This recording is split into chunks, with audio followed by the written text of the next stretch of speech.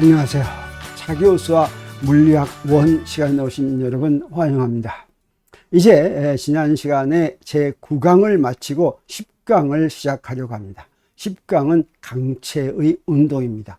9강에서 우리 원운동과 회전운동을 배웠죠. 그리고 강체 운동은 바로 그 회전운동을 이제 응용하는, 적용하는 그런 챕터가 되겠습니다. 일반적인 운동은, 크기를 가진 물체의 일반적인 운동은 병지 운동과 회전 운동이 한꺼번에 일어납니다.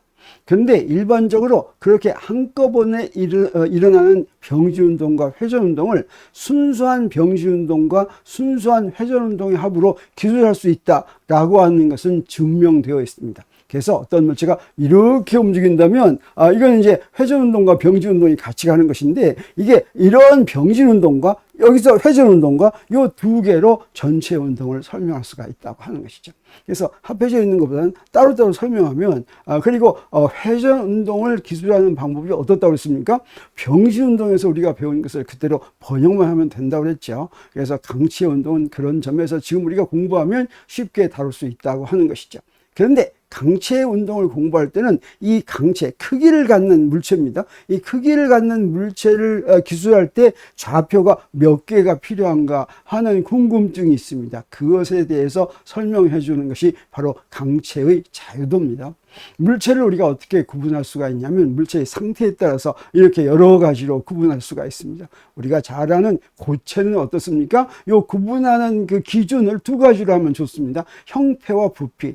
고체는 형태도 고정되어 있고 부피도 고정되어 있습니다. 그런데 액체는 어떠냐? 형태가 고정되어 있지 않습니다. 집어넣은 용기와 같아집니다. 그런데 부피는 고정되어 있죠. 기체는 그렇지만 기체는 형태도 고정되어 있지 않고 부피도 고정되어 있지 않습니다. 기체에다 열을 더 해줄 것 같으면 기체를 이루는 분자에서 전자가 튀어나와서 그 기체가 전기를 띤 기체가 되는 거, 이걸 우리가 플라즈마라고 하는데, 그러니까 플라즈마의 경우에도 형태가 고정되어 있지 않고 부피도 고정되어 있지 않겠죠. 그리고 이런 물체들 중에서 특별히 강체와 유체로 구분해서 부르기도 합니다. 강체는 고체의 일종인데, 어떤 경우냐면 아무리 큰 힘을 가해도 변형하지 않는 이상적인 고체를 강체라고 우리가 부릅니다. 고체의 경우에 고체한테 힘을 가하면 힘의 역할이 두 가지입니다. 하나는 물체의 운동 상태를 변해서 속도를 변하게 하고, 또 하나는 물체의 변형, 모양을 바꾸는 그런 이제 두 가지 역할을 하는데, 물체의 운동을 기술할 때는 힘이 변형에도 이용이 된다 그러면 좀 복잡해집니다. 그래서 크기를 갖는 물체가 절대 변형을 일어나지 않는다라고 하면 훨씬 물체의 운동을 기술하기가 쉬운데, 사실은 변형한다고 생각해도 결과는 거의 같습니다. 그렇지만 변형한다고 생각하면 기술하는 것이 훨씬 어려워지는 것이죠.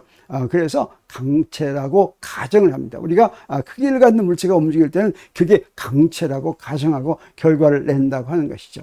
그러면 강체가 이렇게 나왔으면 아무리 큰 힘을 가해도 변형하지 않는 이것을 우리가 강체라고 얘기한다면, 이것에 대비해서 뭐가 있냐면 아무리 작은 힘을 가해도 변형하는 게 있습니다. 그건 액체와 기체가 거기에 속합니다. 그래서 이 두 가지를 합해서 뭐라고 부르냐면 유체라고 부르죠.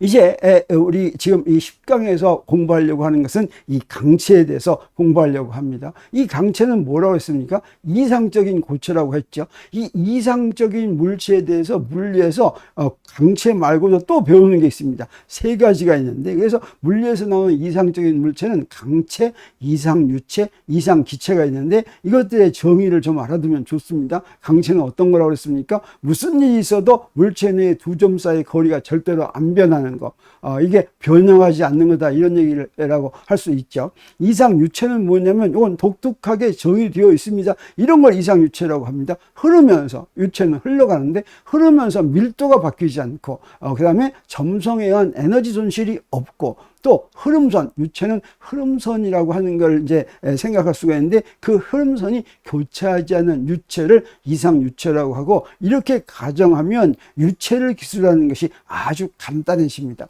강체도 강체라고 가정하면 기술하는 것이 아주 간단해지기 때문에 이제 이렇게 가정한다고 그랬죠. 그런데 실제 실제 고체라고 하더라도 결과는 강체로 가정한 것과 크게 차이 나지 않습니다. 유체도 마찬가지입니다. 실제 유체라고 하더라도 이상 유체라고 가정한 것과 크게 차이 나지 않습니다. 여기서 우리가 크게 차이 나지 않는다고 하는 것은 1%도 차이 나지 않는다 이 뜻은 아닙니다. 물리에서 크게 차이 나지 않는다는 건 한 10% 내에서 차이 나지 않는다 이런 뜻이 되겠습니다. 그리고 기체의 경우도 이상기체라고 생각하는데 이것은 기체를 구성하는 입자의 부피가 0이고 입자들은 서로 탄성 충돌을 하는 방법으로만 상호작용하는 기체인데 이렇게 이 기체는 여기 이상유체에도 들어가고 여기도 들어가죠. 그런데 어떤 때는 이상유체로 속하게 하고 어떤 때는 이상기체로 속하게 하는데 정의가 다르죠. 지금 전혀 다른 관점에서 기체를 기술하기 때문입니다. 그래서 강체는 우리가 언제 배우냐면 10강에서 배웁니다. 10강의 강체의 운동에서 배우게 되고 이상유체는 우리 바로 다음 11강 유체의 운동에서 배우는데 유체의 운동을 공부할 때 유체를 이상유체라고 가정하면 그러면 문제 푸는 것이 아주 쉬워지고 기술하는 것이 쉬워지고 사실은 이상유체의 경우만 우리는 다루게 됩니다. 그리고 14강 15강에서는 열현상을 이제 배우는데 열현상에서 그 대상으로 하는 기체를 이상기체라고 가정할 것 같으면 또 문제가 간단해집니다. 그래서 이 이상기체라고 이제 열현상을 다룰 때 유체 운동을 다룰 때는 이상유체, 열현상을 다룰 때는 이상기체 이런 이상적인 이제 물체를 가정을 하는데 여기서 퀴즈 하나 나갑니다. 강체, 이상유체, 이상기체가 이상적이라는 거 했죠. 이런 것들이 실제로 존재할까 이런 질문을 하게 됩니다. 여기서 이 5개 중에서 어떤 것이 이 맞는 답이겠습니까? 모두 존재하지 않는다. 강체만 존재한다. 이상유체만 존재한다. 이상기체만 존재한다. 어떤 것이겠습니까? 네, 이상적인 거는 존재하기 어렵죠. 모두 존재하지 않습니다. 그래서 이 이상 존재하지 않는 것이지만 이렇게 가정을 할 것 같으면 문제를 쉽게 풀 수 있기 때문에 이렇게 가정하는 것입니다.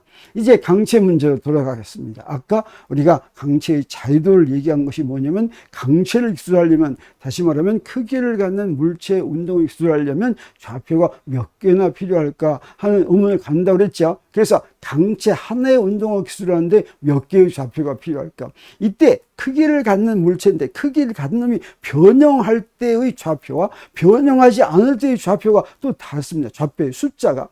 그래서 좌표의 숫자가 가장 작을 수 있는 경우가 바로 강체고 강체의 운동을 기술할 때는 몇 개의 좌표가 필요할까? 그거는 크기가 아무리 크든지 간에 강체의 운동을 기술하는 데는 좌표의 숫자가 딱 정해져 있습니다. 그게 몇 개겠습니까? 여기 몇 개라고 동그라미 표시하면 몇 개가 될까요? 뭐 이거 우리가 배워야 알겠죠? 지금 이걸 배우려고 합니다. 이게 6개가 되겠습니다. 그래서 이게 6개, 강체의 운동을 기술하는 데는 6개의 좌표가 필요하다라고 하는 걸 이해하는 것이 오늘 이 첫 시간, 10강의 첫 시간 강체의 자유도를 공부하는 이제 시간의 목표가 되겠습니다. 그러면 자유도란 말을 몇 번 했는데 자유도가 뭔지 보겠습니다. 자유도는 디그리 오브 프리덤이라고 얘기하는 것인데 어떻게 정의가 되는 것이냐면 물체의 운동을 기술하는데 필요한 서로 독립적인 좌표의 수가 되겠습니다.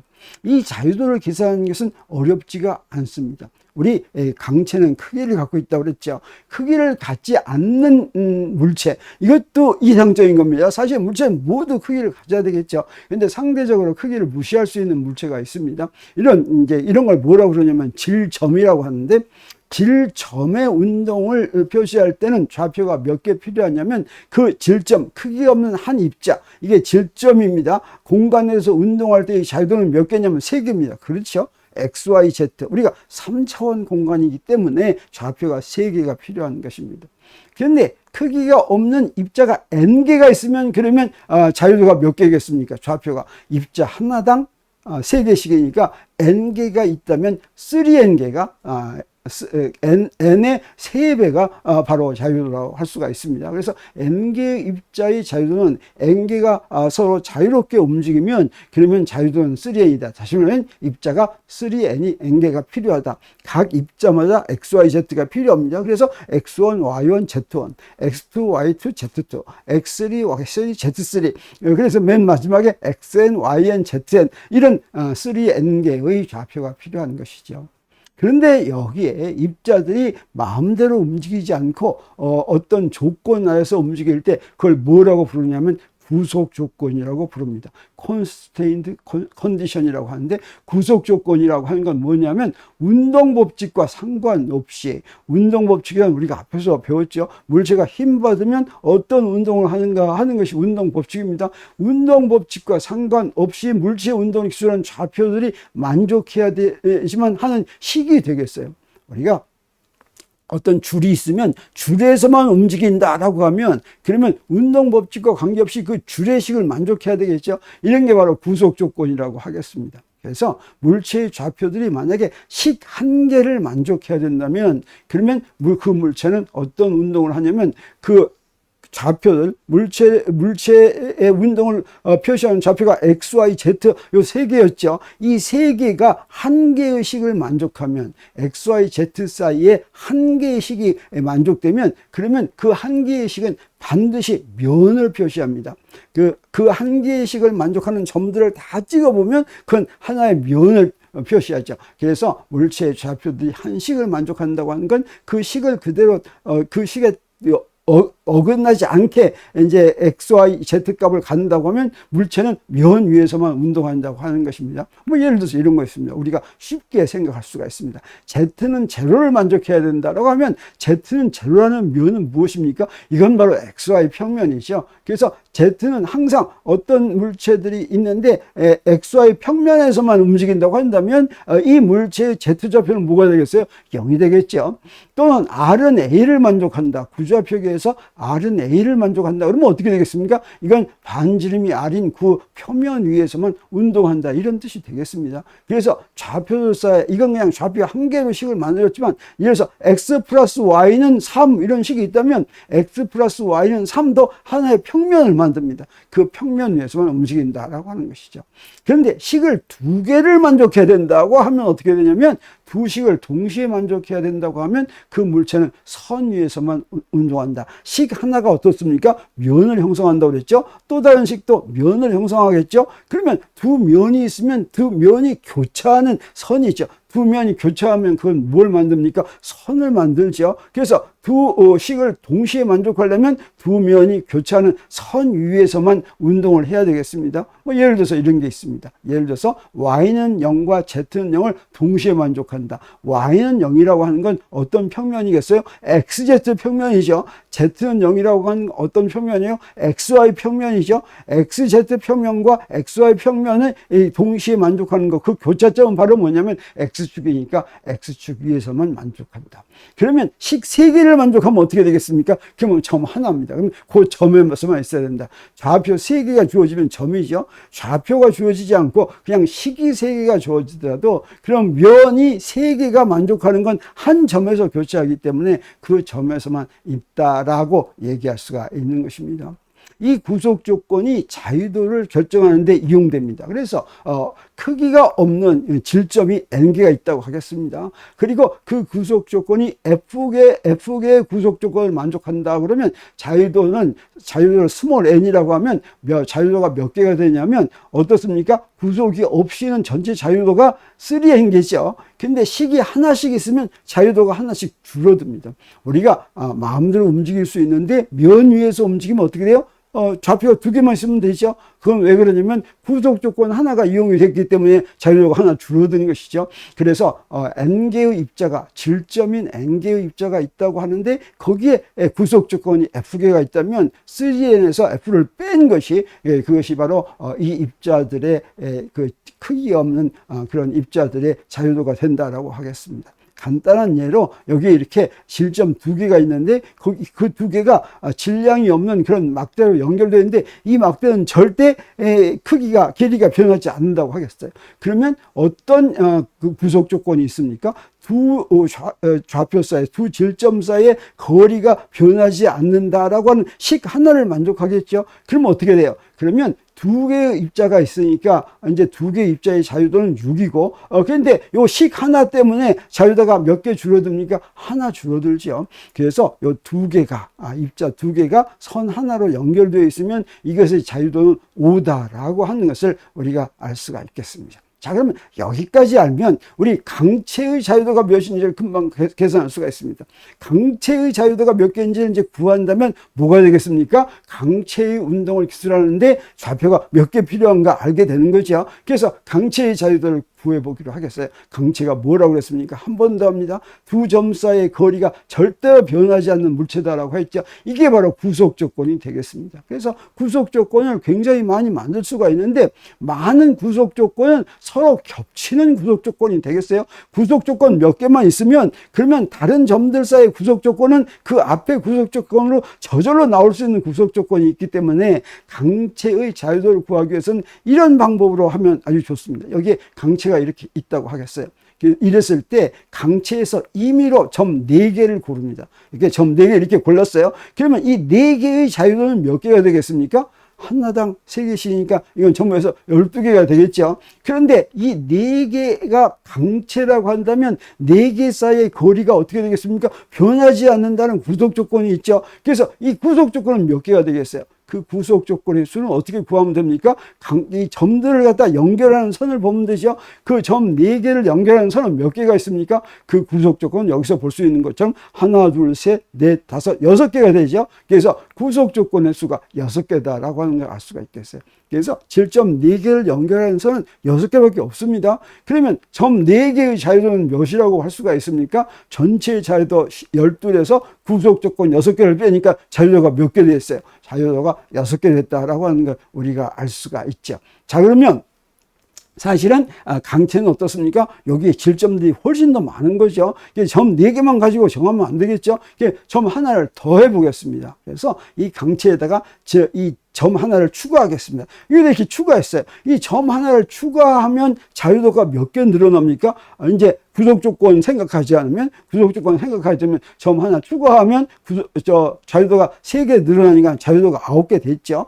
그리고 나서 우리 어떻게 됩니까? 이제 구속 조건이 있어야 되겠죠. 이 구속 조건은 어떻게 구하면 됩니까? 다른 점들하고 연결하는 선이 몇 개쯤 있나 보면 되겠죠. 그래서 여기서 연결하는 선을 구하니까 구속 조건이 추가되니까 이미 있던 놈들 사이에 구속 조건을 이렇게 만들어 봅니다. 사실은 몇 개까지 만들 수가 있어요? 4개까지 만들 수가 있죠. 그렇지만 여기서 3개만 만들면 그게 맥시멈입니다. 하나 더 만들어 봤자 그 하나 더는 추가는 사실은 구속 조건에 해당하지 않습니다. 왜 그러냐면 이 추가해가지고 자유도가 3개 늘어났는데 여기 구속 조건 3개로 자유도 3개 줄어들어 봤자 더 이상 줄어들 게 없는 거죠. 그래서 구속 조건이 추가돼 가지고 어떻게 되냐면 3개가 추가됐으니까 결국 자유도가 몇 개 됐습니까? 네, 이 경우에 강체의 자유도는 6개인데 그럼 여기에 또 점 하나 추가하면 어떻게 되겠어요? 아까하고 똑같은 조건으로 또 6개죠. 또 하나 추가하면 어떻게 되겠어요? 또 6개죠. 아무리 질점을 많이 추가해도 강체의 자유도는 여전히 6개죠. 그래서 우리는 뭘 알 수가 있습니까? 강체의 자유도는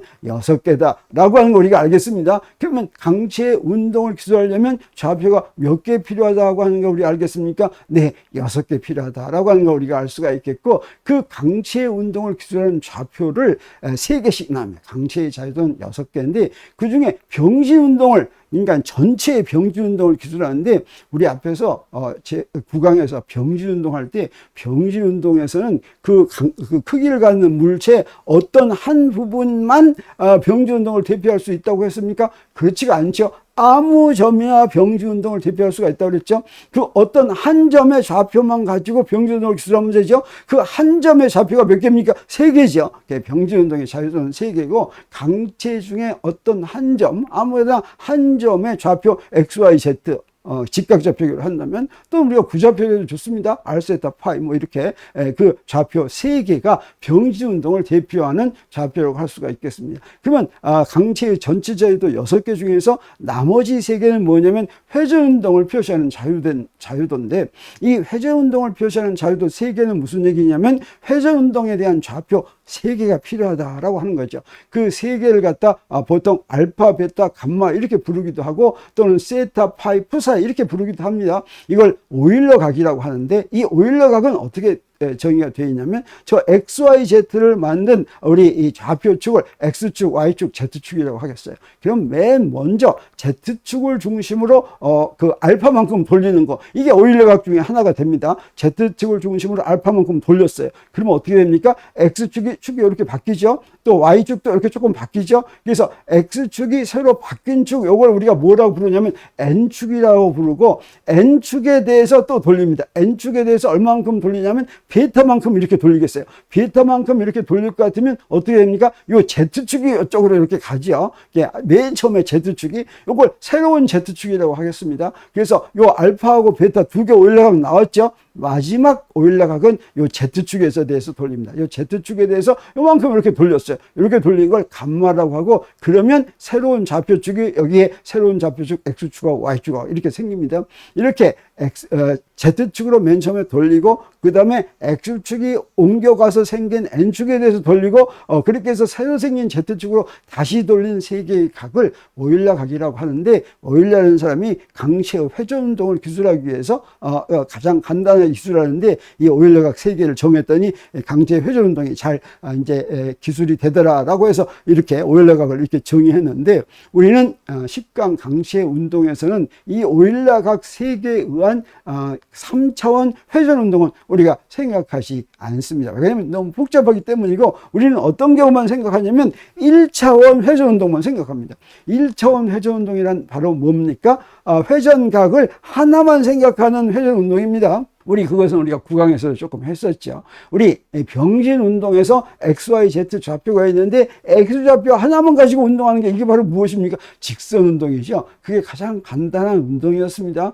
그리고 3차원 운동이 우리가 직각좌표를 얘기할 때는 직선 운동, 세 가지 직선 운동을 더해 놓은 것이 3차원 운동이다. 그래서 사실은 1차원 직선 운동만 알 것 같으면 3차원의 병진 운동도 다 기술이 쉽게 될 수가 있었는데, 그것처럼 사실은 회전 운동도 1차원 회전 운동을 잘 알면 3차원 회전 운동도 이제 금방 이해할 수는 있지만 그렇게 쉬운 일은 아니어서 1차원 회전 운동을 공부하는데, 1차원 회전 운동이라고 하는 것은 회전축이 고정된 회전 운동을 1차원 회전 운동이라고 합니다.